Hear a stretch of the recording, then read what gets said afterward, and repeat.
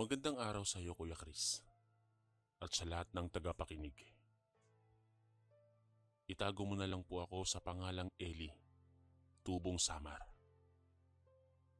Nais ko pong ibahagi sa inyo ang isang karanasang hindi ko makakalimutan kailanman. Isang pangyayaring nangyari sa amin noong dekada 90 sa kabundukan ng Samar. Ito po ay tungkol sa mga nilalang na matagal ng bahagi ng aming kultura. Ngunit sa panahong yon, personal ko na silang nakaharap. Noong mga panahong yon, ako ay nasa hustong gulang na. 23 taong gulang at kasama ko ang aking mga pinsan sa paghahanap ng kabuhayan sa malalim na bahagi ng kabundukan.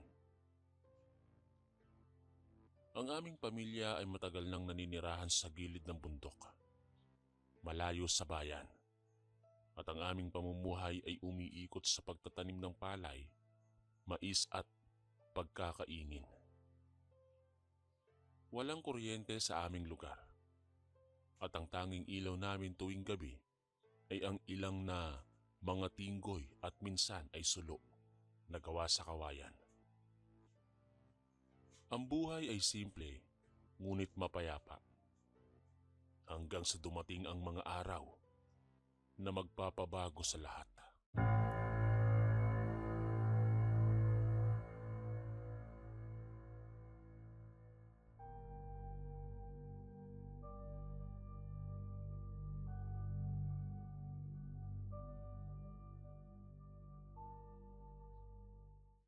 Nagsimula ang lahat noong isang umagang makulimlim ng Agosto.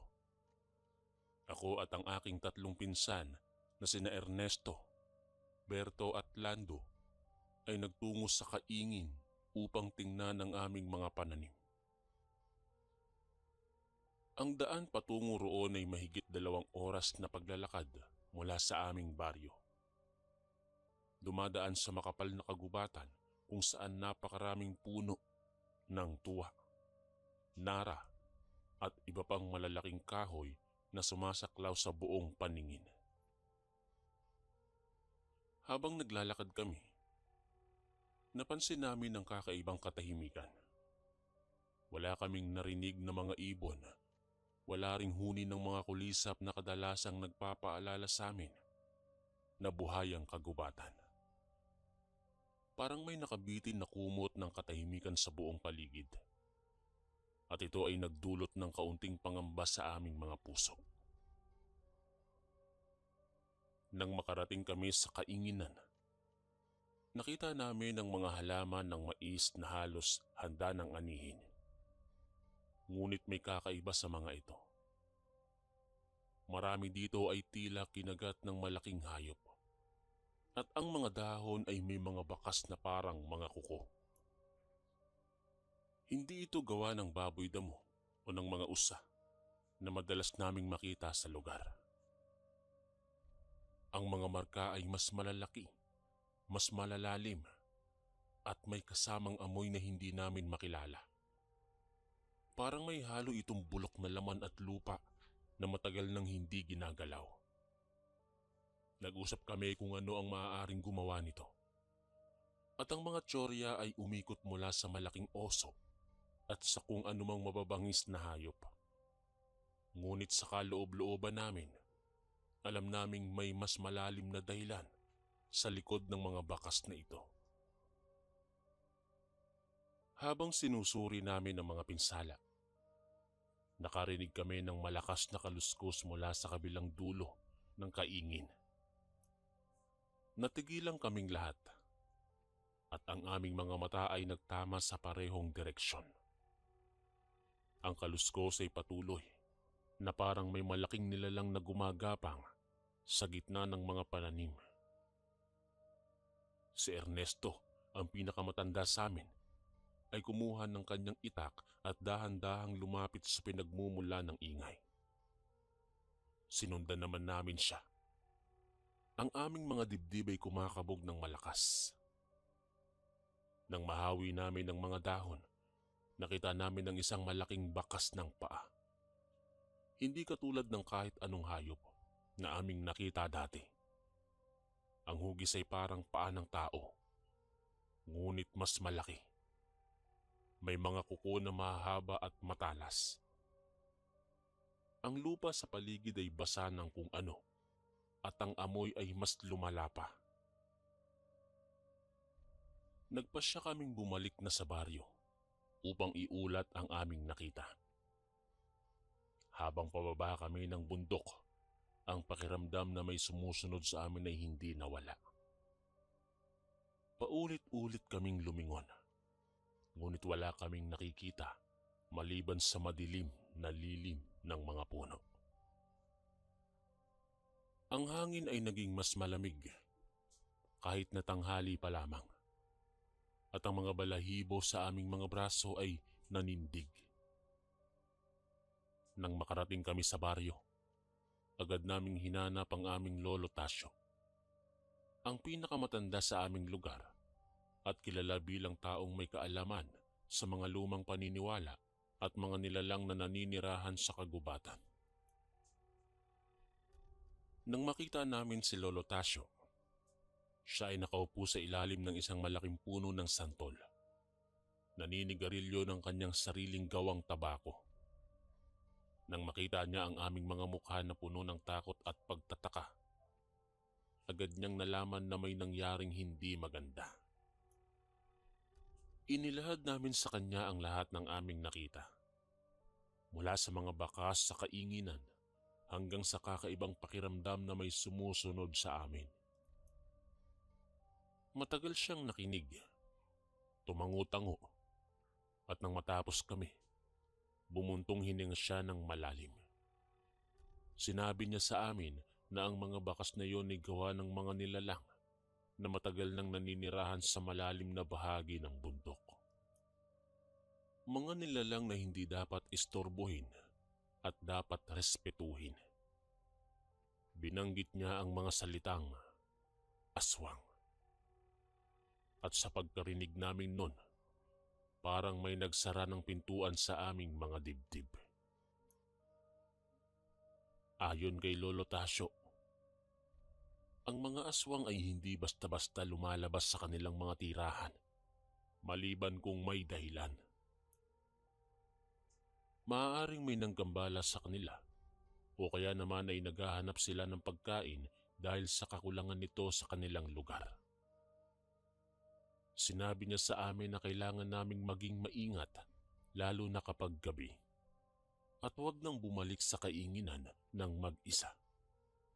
Dapat daw kaming magdala ng mga gamit na makakapagtaboy sa kanila tulad ng asin, bawang at mga orasyon na itinuro ng simbahan. Nakinig kami ng mabuti, pero sa loob-loob namin, nag-aalangan pa rin kami kung totoo nga ba ang mga sinasabi niya o mga alamat lamang mula sa nakaraan. Makalipas ng ilang araw, wala nang makausap namin si Lolo Tasyo. Nagpatuloy ang aming pamumuhay ngunit mas maingat na. Hindi na kami pumupunta sa kainginan nang walang dalang mga gamit na binanggit niya. Tuwing umaga, bago kami umalis, ang aming mga nanay ay naglalagay ng bawang sa aming mga bulsa at nagsasabi ng mga panalangin para sa aming kaligtasan. Ang mga gabi ay naging mas tahimik sa baryo at ang mga tao ay mas maaga nang natutulog. Takot na baka may makita silang hindi nila dapat makita. Isang gabi, habang kami ay natutulog sa aming kubo, nagawa sa nipa at kawayan, nagising ako dahil sa narinig kong tunog. Tunog na parang may lumalagutok sa bubong. Ngunit hindi ito katulad ng mga lagutok ng mga dahon o sanga na nalalaglag. Ito ay ritmiko, tulad ng mga sadyang gumagawa nito. Bumangon ako ng dahan-dahan. Sinusubukang huwag magising ang aking mga kapatid na natutulog sa tabi ko. Lumapit ako sa bintana na gawa lamang sa kawayan na may mga butas para sa ventilasyon. At nang tumingin ako sa labas, ang gabi ay napakadilim. Walang buwan at ang tanging ilaw ay ang mahina kong tinggoy na nakapatong sa mesa. Nang tingnan ko ang bubong, nakita ko ang anino ng isang malaking bagay na gumagalaw. Hindi ito hugis ng hayop na kilala ko. Mas malaki ito at ang galaw ay parang may kamalayan. Parang tao, ngunit hindi ganap. Ang anino ay lumipat mula sa isang dulo ng bubong patungo sa kabila pang dulo. At habang gumagalaw ito, narinig ko ang mga kaluskos ng mga pawid na nipa na tila kinakagat o kinakalmot. Ang takot ay bumalot sa akin at hindi ako makagalaw. Gusto kong sumigaw upang gisingin ang aking pamilya, ngunit ang aking bibig ay parang nanigas at halos walang lumalabas na tunog. Makalipas ang ilang minuto, ang anino ay tumalon mula sa bubong at nawala sa kadiliman. Narinig ko ang malakas na lagapak sa lupa at pagkatapos ay katahimikan. Nang makabalik ako sa loob, ginising ko ang aking ama at sinabi ko sa kanya ang aking nakita. Kumuha siya ng kanyang itak at tinggoy at lumabas kami upang tingnan ang paligid. Ang lupa sa ilalim ng bubong ay may mga malalim na bakas ng paa, katulad ng nakita namin sa kaingin. Ang aking ama ay namutla at sinabi niya sa akin na bumalik na kami sa loob at wag nang lumabas hanggang sa sumapit ang umaga. Kinabukasan, nag-usap ang mga matatanda sa baryo tungkol sa mga pangyayari. Hindi lang pala kami ang nakaranas ng mga kakaibang bagay. Pati na rin ang iba naming kapitbahay ay nakarinig din ng mga kaluskos sa kanilang mga bubong. May nakakita ng mga anino na gumagalaw sa dilim at may mga alagang hayop na nawawala ng walang bakas. Ang takot ay kumalat sa buong baryo at ang mga tao ay nagsimulang mag-usap tungkol sa paggawa ng mga ritual upang protektahan ang komunidad. Si Lolo Tasio ay muling tinawag at sa pagkakataong ito, siya ay mas seryoso pa kaysa dati. Ipinatawag niya ang lahat ng mga lalaki sa baryo at nagsalita tungkol sa mga hakbang na dapat naming gawin. Una, kailangan naming maglagay ng mga krus sa mga dulo ng baryo upang markahan ang hangganan at magsilbing proteksyon. Pangalawa, dapat kaming magdasal ng rosaryo tuwing gabi bilang isang komunidad. Pangatlo, huwag nang mag-iisa ang sinuman kapag lalabas ng bahay, lalo na kapag gabi na. At ang pang-apat, kailangan naming maghandog ng mga alok sa kagubatan bilang tanda ng paggalang sa mga nilalang na naninirahan doon. Ang mga alok ay binubuo ng kanin, prutas at tubig na inilalagay sa isang tiyak na puno sa gitna ng kagubatan na kilala bilang puno ng mga espiritu. Sumunod kami sa lahat ng kanyang mga tagubilin. Gumawa kami ng mga krus mula sa kahoy na santol at nilagyan ng mga bendisyon mula sa pari na bumibisita sa aming baryo tuwing isang beses sa buwan. Ang mga krus ay itinayo sa 3 dulo ng baryo. At tuwing gabi, ang mga tao ay nagsisimba sa kanilang mga bahay at sama-samang nagdarasal ng rosaryo. Ang alok naman ay dinala namin sa puno ng mga espiritu, isang matandang balete na nakatayo sa gitna ng kagubatan. Ang mga ugat nito ay lumalaki at umaabot hanggang sa lupa. Lumilikha ng isang kakaibang hugis na parang pintuan patungo sa ibang mundo. Nang ilagay namin ang mga alok sa paanan ng bundok, naramdaman namin ang biglaang pagbabago ng hangin. Ang dating tahimik na paligid ay naging mas tahimik pa. Parang ang kagubatan mismo ay huminto sa paghinga. Ang mga dahon ay tumigil sa paggalaw at ang mga tunog ng mga insekto ay nawala. Nanatili kaming nakatayo ron. Ang aming mga ulo ay nakayuko bilang tanda ng paggalang. At nagdasal kami ng mga orasyon na itinuro sa amin ni Lolo Tasyo. Makalipas ang ilang minuto, ang hangin ay muling umusad at ang kagubatan ay bumalik sa kanyang normal na estado. Umalis kami nang may pakiramdam na may nakinig sa amin na ang aming mga alok ay kanilang tinanggap. Ilang linggo ang lumipas at ang mga kakaibang pangyayari ay tila humupa. Ang mga tao sa baryo ay nagsimulang bumalik sa kanilang normal na pamumuhay. Kahit na ang takot ay nananatili pa rin sa likod ng kanilang mga isipan. Ang mga ritual ay patuloy naming ginagawa at ang mga alok ay regular naming dinadala sa puno ng mga espiritu. Ngunit ang kapayapaan na ito ay hindi tumagal ng matagal. Isang hapon, ako at si Berto ay naghatid ng mga gulay sa kalapit baryo upang ipagbili. Napadaan kami sa isang bahagi ng daan na madalas naming tawirin. Ang lugar na ito ay kilala sa pagiging malamig at madilim kahit tanghali pa, dahil sa kapal ng mga puno na sumasaklaw sa itaas. Habang naglalakad kami, nakarinig kami ng malakas na kaluskos mula sa kaliwang bahagi ng aming tinatahak na daan. At nang lumingon kami, nakita namin ang isang babae na nakatayo sa gitna ng mga puno. Nakatingin ito sa amin. Ang babae ay kakaiba ang itsura. Matangkad siya. May mahabang buhok na umaabot hanggang sa kanyang baywang. At ang kanyang damit ay luma at punit-punit. Ang kanyang balat ay napakatingkad, halos maputi, at ang kanyang mga mata ay malalaki at nakatuon sa amin ng walang kurap-kurap. Hindi kami makagalaw. Parang may nakakapit na kamay sa aming mga paa na pumipigil sa amin na tumakas. Ang babae ay nagsimulang lumapit. Ang kanyang mga hakbang ay walang tunog na parang nakalutang lang siya sa hangin. Ang aming mga puso ay kumabog ng napakalakas at ang pawis ay pumapatak sa aming mga noo kahit na malamig ang paligid.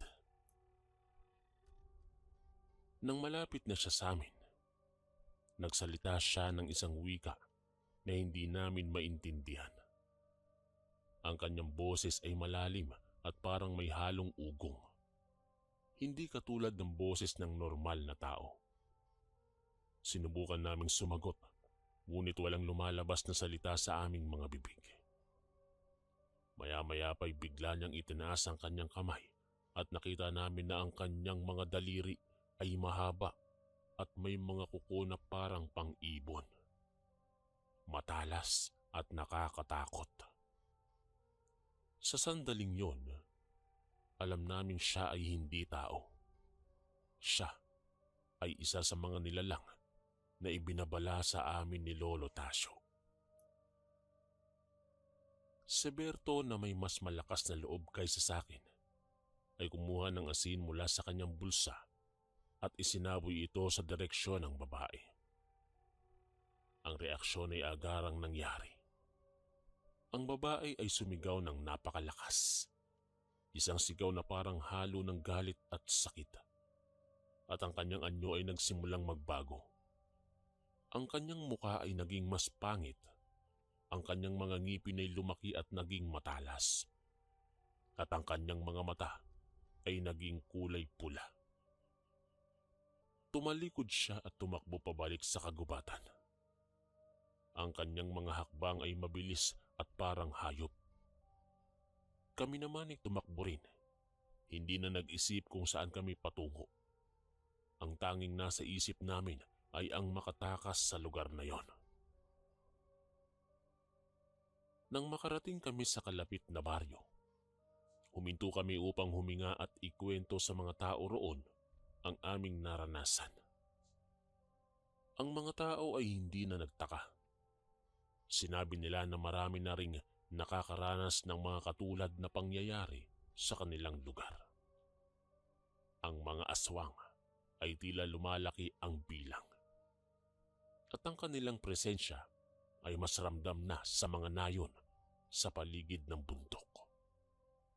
Ang takot ay hindi na limitado sa aming baryo lamang. Ito ay kumakalat na sa buong rehiyon. Nang makabalik kami sa aming baryo, agad naming sinabi kay Lolo Tasio ang nangyari. Ang kanyang mukha ay naging mas mabigat at sinabi niya sa amin na ang sitwasyon ay mas malala na kaysa sa kanyang inakala. Ayon pa sa kanya, ang mga aswang ay hindi na tumitigil sa paghahanap ng pagkain sa kagubatan. Sila ay nagsisimula ng lumapit sa mga tahanan ng mga tao. Ito ay isang senyales na ang balanse sa pagitan ng mundo ng mga tao at ng mga nilalang ay nasusuot na.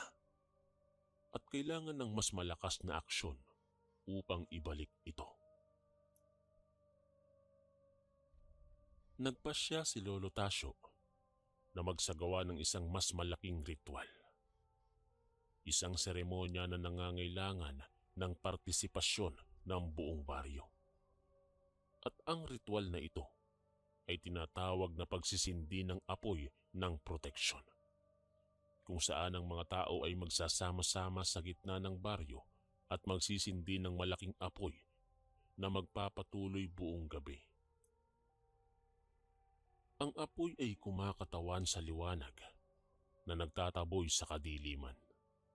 At ang init nito ay naniniwala silang makakapagprotekta sa kanila mula sa mga masasamang nilalang. Kasama ng pagsisindi ng apoy ay ang pagdarasal nila ng mga orasyon at aawit ng mga lumang kanta na naglalaman ng mga hiling para sa proteksyon at kapayapaan.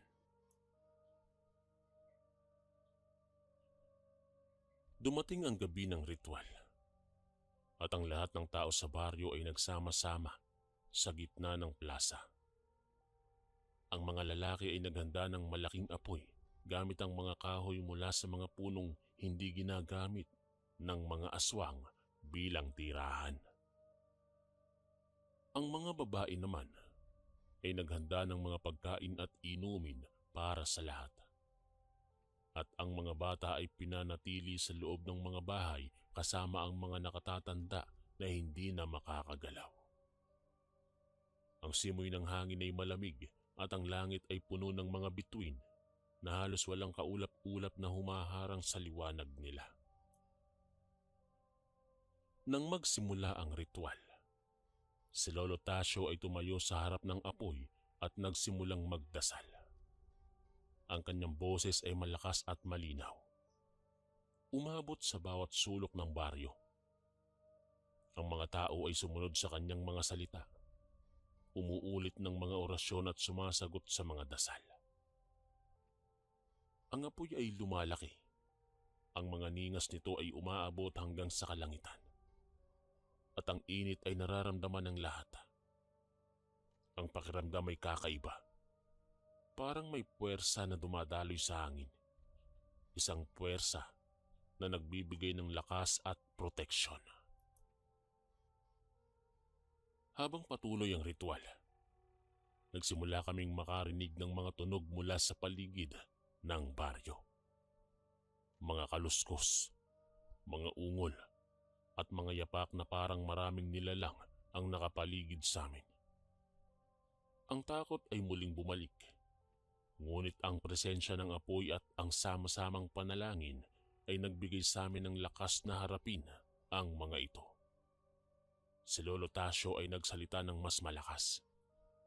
Ang kanyang mga salita ay puno ng otoridad at pananampalataya. Sinabi niya sa mga nilalang na sila ay hindi welcome sa aming lugar. Na ang baryo ay protektado ng mga banal na puwersa at dapat silang umalis at huwag nang bumalik pa. Ang mga tunog naman ay patuloy ngunit hindi sila lumalapit. Parang may invisible na pader na pumipigil sa kanila papasok sa loob ng baryo. Ang gabing iyon ay tumagal ng mahabang oras at ang apoy ay hindi kailanman humina. Ang mga tao ay nananatiling gising, patuloy na nagdarasal at umaawit. Ang kanilang mga tinig ay nag-iisa sa isang mahiwagang harmonya. Ang mga nilalang sa labas ay unti-unting tumahimik at nang sumapit ang madaling araw, wala na kaming narinig na kahit anong tunog. Nang lumiwanag na ang paligid, tumingin kami sa labas ng baryo at nakita ang mga bakas na maraming paa sa lupa, paikot sa buong perimeter ng aming lugar. Ang mga bakas ay iba-iba ang laki at hugis. Patunay na maraming uri ng nilalang ang nandoon nung gabi. Ngunit ang mahalaga, wala ni isa sa kanila ang nakapasok. Ang ritual ay nagtagumpay at ang baryo ay nanatiling ligtas. Mula noon, ang mga kakaibang pangyayari ay nawala na. Ang mga aswang ay hindi na muling nagpakita sa aming lugar at nagparamdam. Ang buhay ay bumalik sa normal. Ang mga tao ay patuloy na nagsasagawa ng mga ritual tuwing may okasyon. Upang panatilihing malakas ang proteksyon ng baryo, si Lolo Tasio ay naging mas respetado pa at ang kanyang mga aral ay ipinapasa sa mga sumunod na henerasyon at susunod pa. Ako naman, ang karanasang iyon ay naging bahagi ng aking buhay na hindi kailanman makakalimutan. Natuto akong respetuhin ang mga bagay na hindi ko nakikita. Ang mga nilalang na naninirahan sa mga lugar na hindi natin pag-aari. Ang mundo ay puno ng misteryo at hindi lahat ay maaaring ipaliwanag ng agham o lohika. May mga bagay na dapat lamang tanggapin at igalang. At ang karanasang ito ay nagturo sa akin ng kahalagahan ng pananampalataya, ng pagkakaisa ng komunidad at ng paggalang sa kalikasan at sa mga nilalang na bahagi nito. Sa ngayon, kahit nakalipas na ang maraming taon, kapag bumabalik ako sa aming baryo sa Samar, muling sumasariwa sa aking alaala ang mga pangyayari. Ang puno ng mga espiritu na may mga alok sa paanan at ang plaza kung saan nagsasagawa kami ng ritual. Ang mga alaala ay nananatiling buhay at ang mga kwento ay ipinasa sa mga bata upang hindi nila kalimutan ng kahalagahan ng pagiging handa at ng paggalang sa mga hindi nakikita.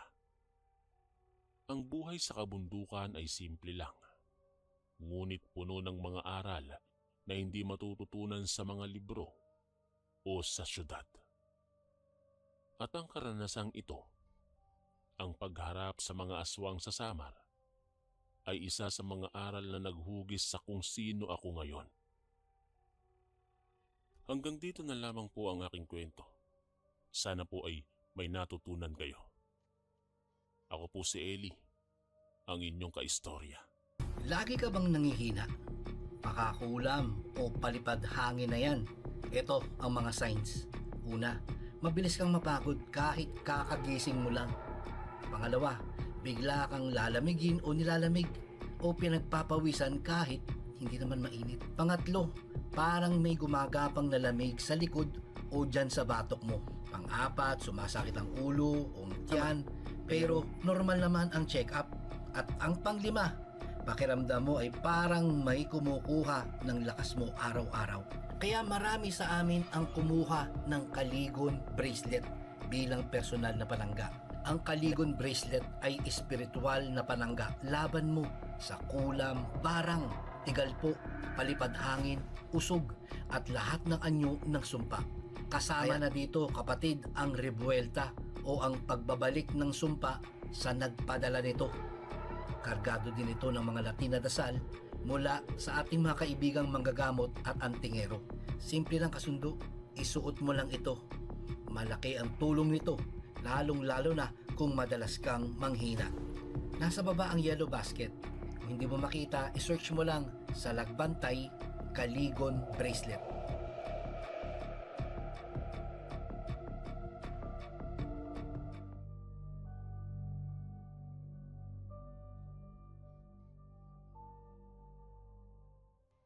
Magandang araw po sa inyong lahat. Itago niyo na lang po ako sa pangalang Alex. Napagdesisyonan kong ibahagi sa inyo ang isa sa mga pinakamatinding karanasan ko sa buhay. Ang aming minsang bakasyon sa Dumaguete. Simulat sa pool, ay hindi ko makakalimutan ang nasabing bakasyon. Taong 2018 nangyari ito. Panahon ng tag-init sa Pilipinas. Napakainit ng panahon. Halos hindi ka makahinga sa labas dahil sa hampas ng araw. Pero dahil sa sobrang init, talagang kailangan na namin ng bakasyon upang makalaya sa rutina ng pagsisikap araw-araw. Isang mapagpalang balita para sa amin nang i-anunsyo ng aming butihing amo na magkakaroon kami ng bakasyon sa dagat. Napakasaya naming lahat dahil matagal-tagal na rin mula noong huli kaming nakalabas ng opisinang aming pinagtatrabahuhan. Ang destinasyon namin ay sa Dumaguete. Malayo ang lugar na iyon kaya matagal din ang biyahe doon. Ngunit masaya kaming lahat sa paglapag ng barkong sasakyan pa Dumaguete. Matapos ang mahigit kalahating araw ng biyahe sa barko, bumaba na kami sa pantalan ng Dumaguete. Pero hindi pa rito nagtatapos ang aming paglalakbay. Kailangan pa naming sumakay ng bus pauwi sa bayan at saka muling sumakay ng bangkang dadalhin kami sa resort sa dagat kung saan kami magbabakasyon. Napakahaba talaga ng biyahe, pero sulit naman dahil napakaganda ng aming destinasyon. Napakalinaw at kulay asul na asul ng tubig. Ang buhangin ay kasing puti ng gatas, kumikinang sa sinag ng araw. Para kaming nasa langit habang naroroon. Paghinto ng aming bangka, agad na naming inilabas ang aming mga gamit tulad ng mga pagkain at inumin, mga kutsyon at tent kung saan kami matutulog. Habang nag-aayos kami ng mga bagay-bagay, napansin kong may maliit na bulungang nangyari sa pagitan ng aming butihing amo at ng bangkerong naghatid sa amin doon. Bagamat naririnig ko ang kanilang pag-uusap, mahina ito kaya hindi ko gaanong maintindihan. Ngunit sa huli, napag-alaman kong pinayuhan kami ng bangkero na bago dumating ang 10:00 ng gabi. Naroroon na dapat kami sa loob ng aming tent. Mayroon daw kasi ritong mga kakaibang nilalang na nagpapakita pagkalagpas ng 11:00. Ngunit tila hindi masyadong nabahala ang aming butihing amo. Parang wala lang sa kanya ang babala ng bangkero. Kaya't patuloy lang kami sa aming mga gawain at paghahanda para sa bakasyon. Nagpatuloy ang aming masayang bakasyon sa dalampasigan ng Dumaguete. Dumating ang hapon at sumapit din ang gabi. Naglabas kami ng mga pagkain at nagsimula ng salo-salo. Sumunod ang mga beer at alak na nagpalakas ng aming mga tinig at tawanan. Sadyang napakasaya naming lahat. Wari sa amin na ang buong dalampasigan dahil kami lamang ang tao roon. Walang ibang turista o mamamayan maliban sa amin.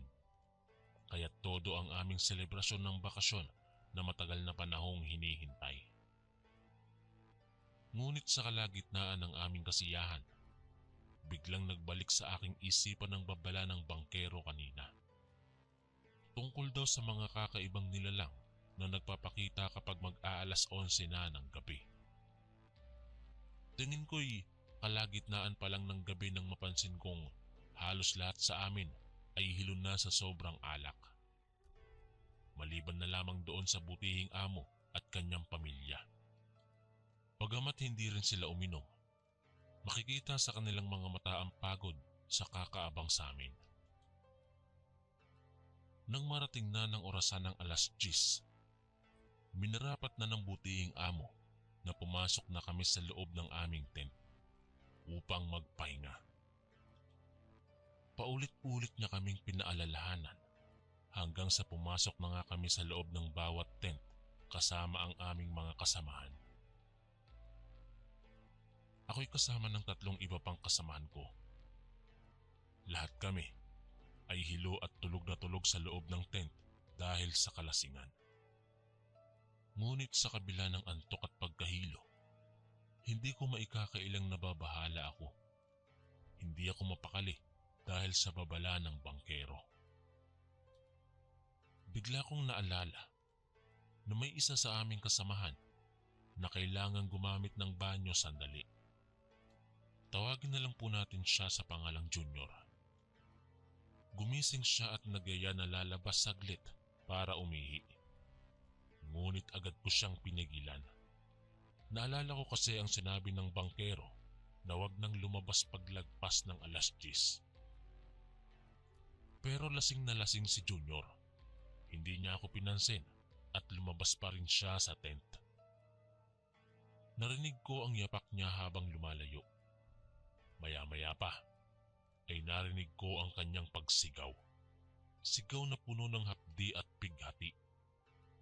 Alam ko na sa aking puso na wala na si Junior. Hindi ko man nakita. Alam kong may nangyari sa kanya sa labas ng tent dahil sa paglabas niya. Buong magdamag hindi ako nakatulog. Natatakot ako kahit humiga. Ang mga tunog sa gabi ang siyang nagpapatibok ng aking puso. Iniisip ko kung ano ang maaaring mangyari sa amin paggising. Nang makita ko ang kanyang katawan kinabukasan, hindi ko mapigilang umiyak. Puno ng mga sugat at butas ang kanyang katawan. Para bang pinagkakain siya ng isang ganid na hayop. Kung sana'y napigilan ko siyang lumabas ng tent, malamang buhay pa siya ngayon. Ngunit huli na ang lahat. Wala nang magagawa pa. Ang mahalaga'y natutunan ko ang aral na dapat laging sundin ang payo ng nakatatanda sa amin. Kasakit-sakit man, hinding-hindi ko makakalimutan ang gabing iyon sa Dumaguete. Pagkatapos ng nangyari kay Junior, dumating ang mga pulis upang imbestigahan ang insidente. Kinuha nila ang aming mga salaysay tungkol sa nangyari. Sa aking pahayag, sinabi kong tulog ako buong magdamag at wala akong nakitang kakaiba. Totoo namang natulog ako pagkalipas ng pangyayari. Ngunit alam kong hindi iyon ang buong katotohanan. Matapos kumuha ng aming mga salaysay ang mga pulis, pinaalis na kami sa lugar at pinauwi. Habang nasa biyahe pa uwi, nilapitan ako ng butihing amo namin. Tinanong niya ako ng mahinahon kung alam ko ba talaga ang nangyari kay Junior ng magdamag. Sa tanong na yon, hindi ko na napigilang sabihin ang totoo. Kinuwento ko sa kanya ang lahat, mula nang pinigilan ko siyang lumabas hanggang sa mga tunog na narinig ko ng magdamag. Tahimik lang siyang nakinig habang ipinapaliwanag ko ang lahat ng pangyayari. Pagkatapos kong magsalita, tumango lang siya at nagpasalamat. Muli na siyang bumalik sa tabi ng kanyang mag-anak, habang kami na may patuloy sa aming pag-uwi. Pagkalipas ng ilang buwan, nag-resign na ako sa aking trabaho.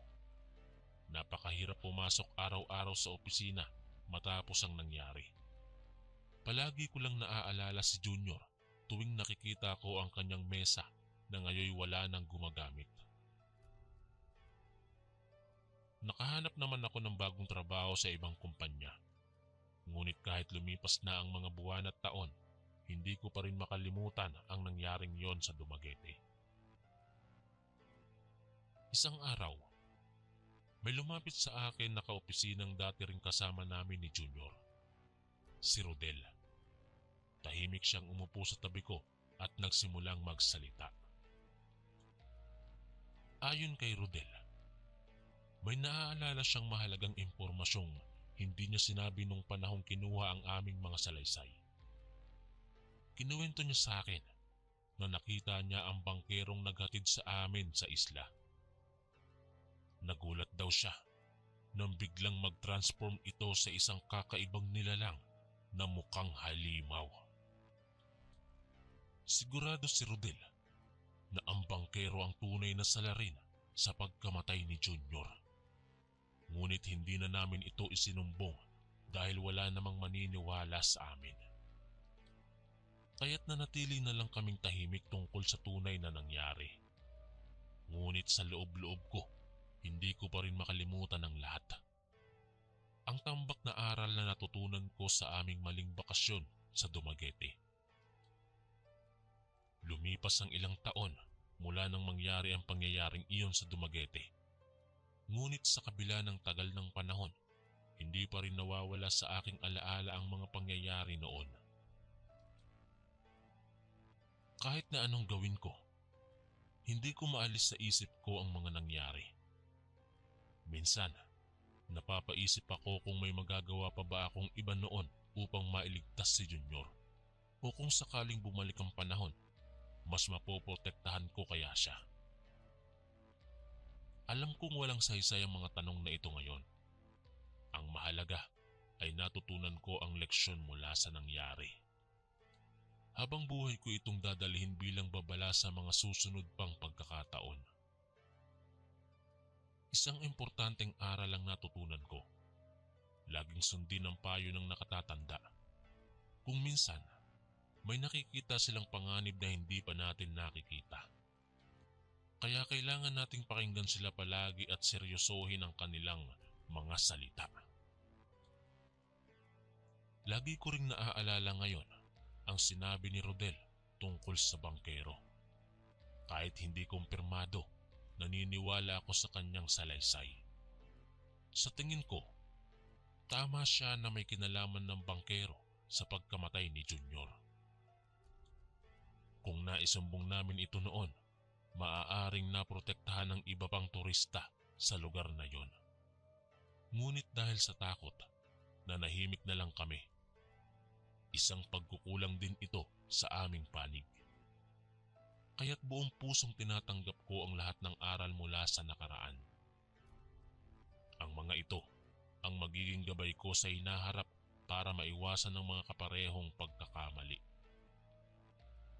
Sa kabila ng tagal ng panahon, hindi ko pa rin makakalimutan ang aming naging bakasyon sa Dumaguete. Ang mga alaala at aral na natutunan ko roon ay magpapaalala sa akin palagi na maging matalino at mag-ingat sa anumang pagkakataon. Ngunit sa kabila nito, minsan, napapaisip pa rin ako kung ano na ang nangyari sa mga taong kasama ko noon. Sa butihing amo namin, sa kanyang pamilya, at sa aking mga dating kasamahan sa trabaho. Kaya't isang araw, naisipan kong balikan ang aming dating opisina. Gusto kong malaman kung ano na ang nangyari sa kanila at kung maaari ay makausap sila kahit sandali. Alam kong malabo itong mangyari, ngunit wala namang mawawala sa pagtatangka ko. Pagdating ko doon, nagulat ako nang malaman na sarado na ang opisina. May bagong negosyo na ang umuupa ng dating pinagtatrabahuhan namin. Tinanong ko ang mga tao roon kung nalalaman nila kung nasaan na ngayon ang dating nagmamay-ari ng opisina. Sabi nila, matagal na palang isinara ng butihing amo namin ang kanyang negosyo. Lumipat na siya ng probinsya kasama ang kanyang pamilya. Hindi na raw bumalik pa sa Maynila pagkatapos noong insidente sa bakasyon namin sa Dumaguete. Nalungkot ako nang marinig ito. Ngunit sa isang banda, naiintindihan ko kung bakit nais nilang iwanan ang lugar na ito. Marahil ay nagdadalamhati pa rin sila sa nangyari kay Junior at gusto nilang makalimot. Kahit na hindi na kami magkikita muli, masaya akong natutunan ko ang tungkol sa kanila. Alam kong kahit saan man sila ngayon, patuloy silang magiging mabuting pamilya. At mananatili sa puso ko ang alaala ng aming samahan noon. Naway patuloy akong gabayan ng mga aral na natutunan ko mula sa kanila. Sila ang nagbigay inspirasyon sa akin na maging mabuting tao at matuto sa mga pagsubok sa buhay. Naway maging gabay ko ito sa aking paglalakbay patungo sa kinabukasan. Maraming salamat sa pagbibigay ng pagkakataon na maibahagi ang kwento kong ito. Hinihiling ko sa inyo na huwag sana ninyong kalilimutan ng mga aral mula dito. Naway maging maingat kayo palagi sa inyong mga pagpili at desisyon at laging masunod ang tinig ng katuwiran at konsensya. Hanggang sa muli, ako po si Alex, ang inyong kaistorya.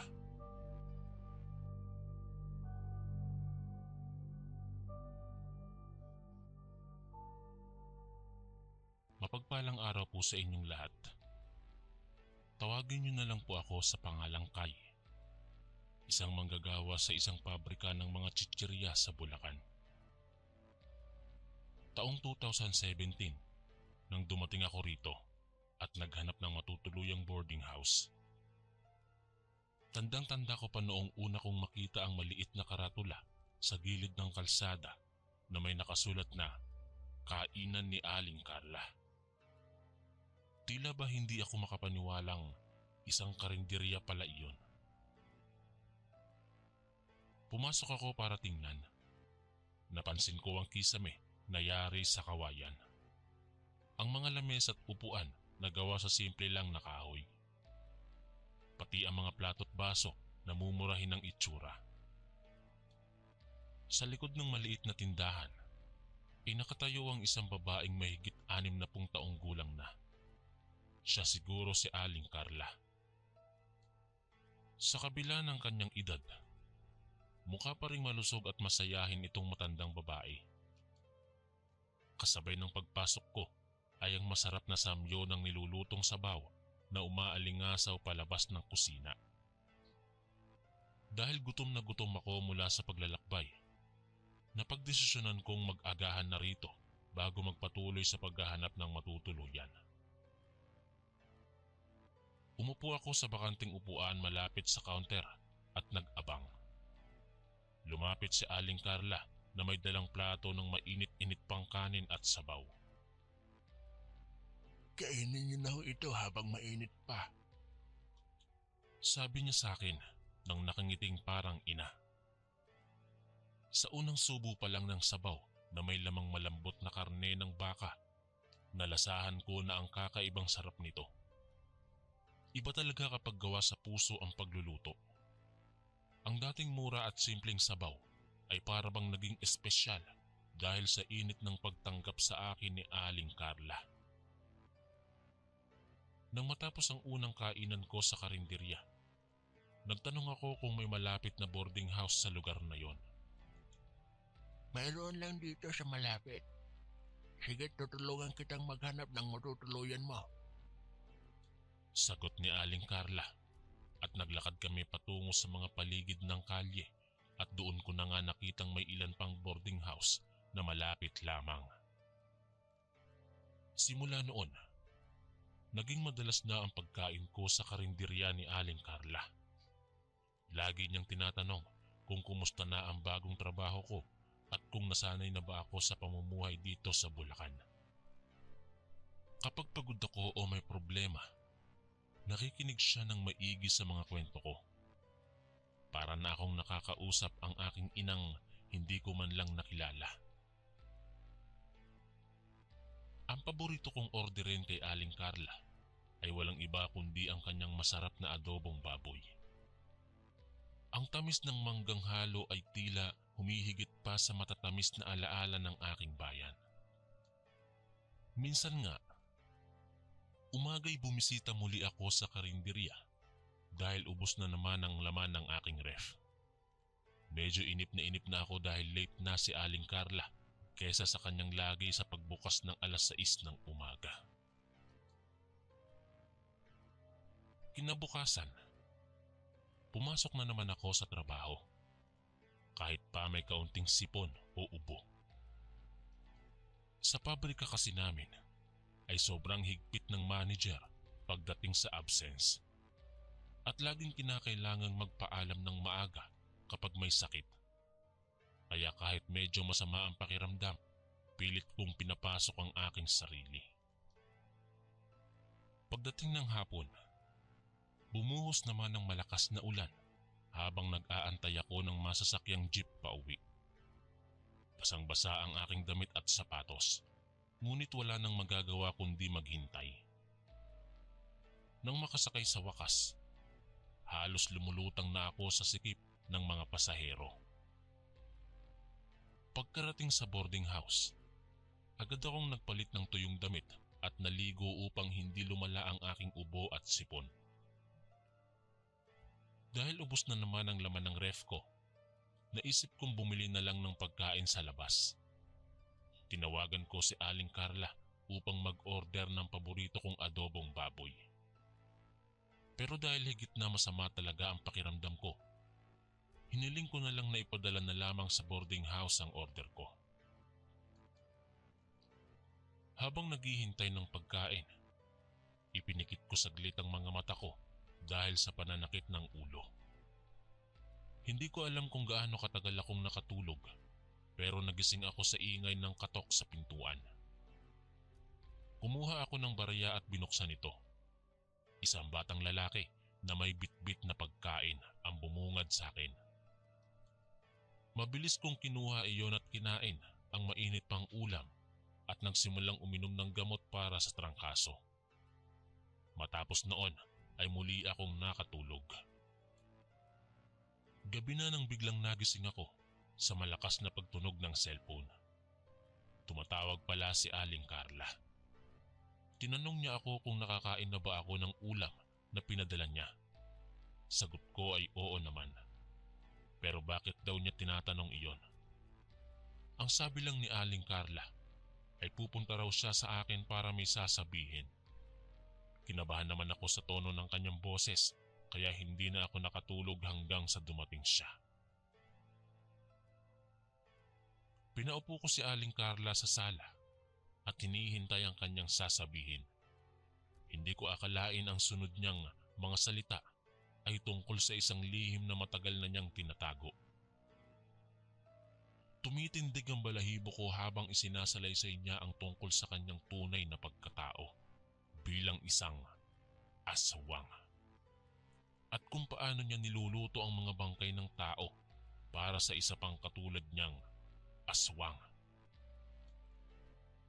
Sa gitna ng hindi mapaniwala ang pag-amin, nabanggit pa ni Aling Carla na ang ipinadala niyang pagkain kanina ay ang hindi niya sinasadyang ibigay sa akin imbis na sa customer niyang aswang. Sa sandaling yon, para akong binuhusan ng malamig na tubig. Nalumo ang buong pakiramdam ko. Hindi ko alam kung totoo ba ang lahat ng naririnig o bunga lang ito ng masamang panaginip. Kahit pa tumatanggi ang utak ko na paniwalaan ng mga pahayag ni Aling Carla, ang puso ko ay hindi mapalagay.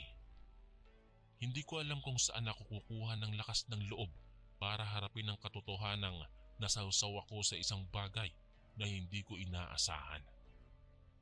Sa gitna ng kalituhan, naramdaman kong pumarito na ang lahat ng nilunok kong pagkain kanina. Napatakbo ako sa banyo at napilitang isuka ang natitirang laman ng sikmura ko. Sa kabila ng aking pagsusumikap na tanggihan ang posibilidad, alam kong walang dahilan para magsinungaling si Aling Carla. Pero bakit niya ikinikwento sa akin ang isang bagay na maaaring magdulot ng takot at pagkamuhi kung hindi ito totoo?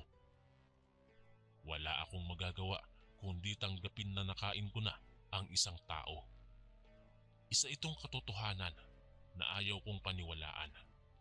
Ngunit paano ko ito bibiguin? Tumingin lamang sa akin si Aling Carla habang patuloy akong sumusukas sa lababo. Ramdam ko ang pagsisisi niya sa bawat sandali. Alam kong hindi niya sinasadyang ipagkamali ang order ko para sa iba niyang customer.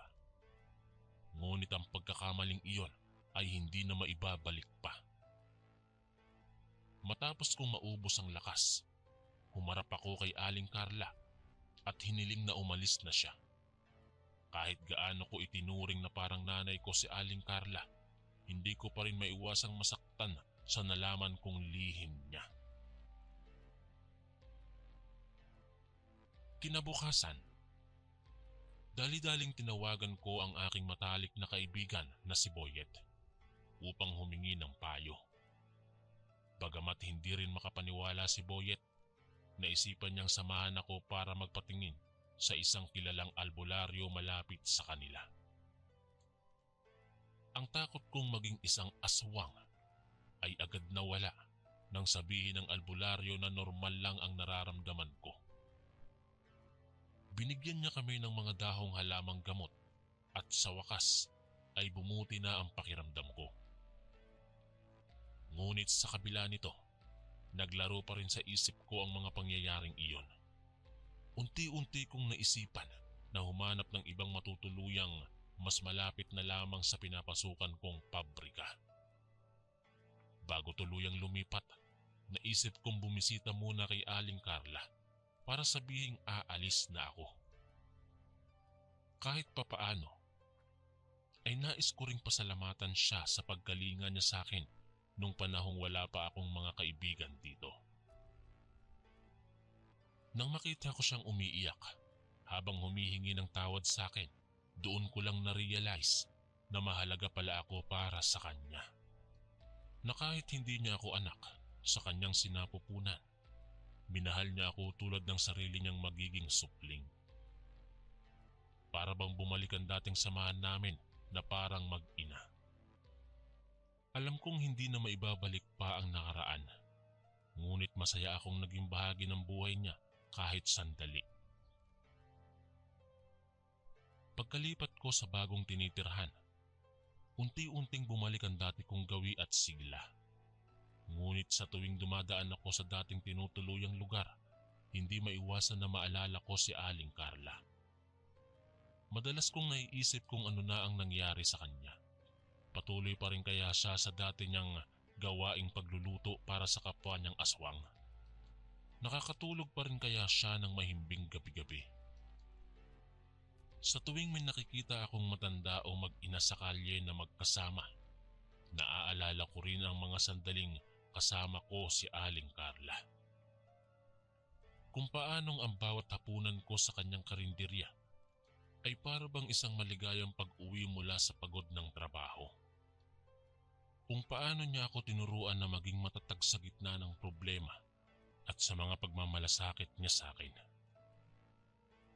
Ngunit sa tuwing naaalala ko ang mga iyon, dumadalaw din ang masasakit na alaala. Ang pagkain ng tao, ang pagsuko ng tiwala. Minsan, napag-isip-isip ko na sana ay nanatiling isang payak na ina si Aling Carla sa paningin ko. Mas madali sanang tanggapin ang ganitong realidad kung napanatili namin ang aming dating relasyon. Sa unang ilang buwan na pagkaalis ko sa dating tinitirhan, halos hindi na ako kumakain ng karne. Kapag may nakikita akong adobo o pritong manok, naaalala ko agad ang lasa ng pinakain sa akin ni Aling Carla. Kahit ang amoy pa lang ng kanin ay para na akong muling naduduwal. Kaya patuloy lang ako sa pagkain ng gulay at isda habang pinipilit kalimutan ang nangyari. Isang taon din ang lumipas nang bigla akong makatanggap ng text mula kay Aling Carla. Hinahanap daw niya ako at humihingi ng tawad sa lahat. Sa wakas ay nagkaroon ulit ako ng lakas ng loob na bumalik sa dating lugar para tingnan kung bukas pa rin ang kanyang karinderya. Ngunit kahit anong paghahanap ko sa mga kalapit na kanto, wala na ni anino ang dating maliit na karatula ng kainan ni Aling Carla. Mukhang umalis na siya sa lugar na iyon at hindi ko alam kung saan pa siya naroroon. Hanggang ngayon, hindi pa rin ako makalimot sa mga pangyayaring yon. At sa tuwing umuulan, naaalala ko pa rin ang lasa ng kanyang adobong baboy na walang katulad. Sana ay nahanap na ni Aling Carla ang kapayapaan at kapatawaran sa kung saan man siya napadpad. Nang mga panahong yon, para akong nabubuhay sa isang bangungot na hindi magising-gising. Unti-unti kong tinatanggap na hindi na makababalik pa ang nakaraan. Ngunit patuloy ang pakiramdam ng pagkabigo at pangungulila. Minsan ay naiisip ko ring baka naman panaginip lang ang lahat. Na sana'y magising na ako kinabukasan at makita si Aling Carla na masayang nagluluto ng agahan para sa mga bumibili. Ngunit kahit anong dami ng kape ang inumin ko o pikit ng mata ang gawin, nananatili ang alaala ng mga pangyayaring iyon. Unti-unting tinanggap ko na hindi ko na muling makikita si Aling Carla o kakain muli sa kanyang masarap na lutong bahay. Nang minsan ay may nakasalubong akong batang lalaki na bitbit ang mga pinamili para sa magulang niya. Tinanong ko siya kung naaalala pa ba niya ang karinderyang dati ritong nakatayo. Sumagot siya ng oo at matagal na itong nagsara. Ilang taon na ang nakalipas. Doon ko napagtantong marahil ay umalis na nga si Aling Carla sa lugar na ito. Hindi ko alam kung saan o bakit, ngunit ramdam kong permanenteng nawala na siya sa buhay ko. Kahit halos 4 na taon din ang nakalipas mula nang mangyari ang lahat, minsan ay bumabalik pa rin sa isip ko ang mga sandaling yon.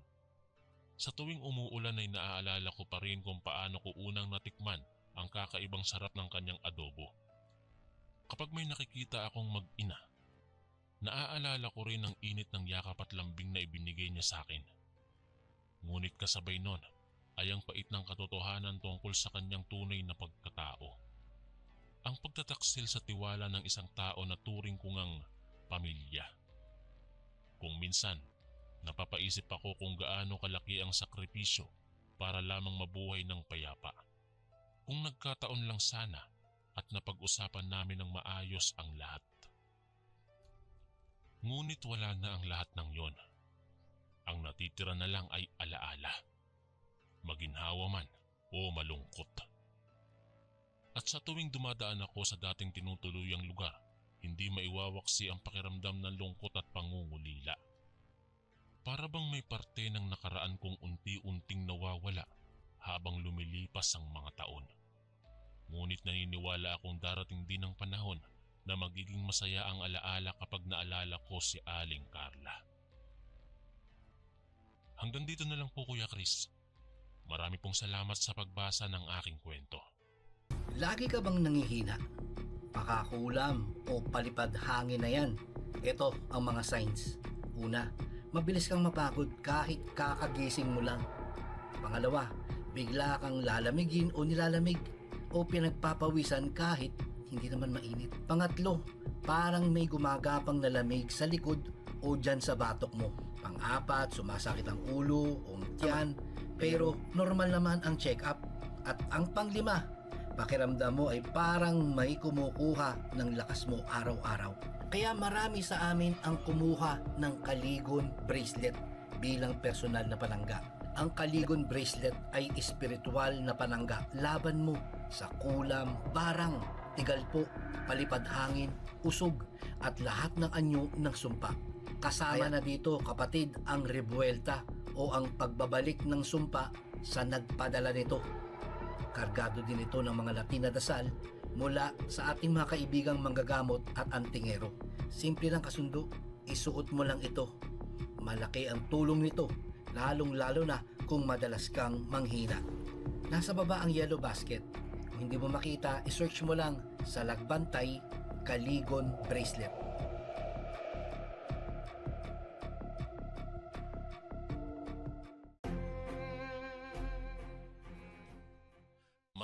Maraming salamat po mga kaistorya sa pakikinig.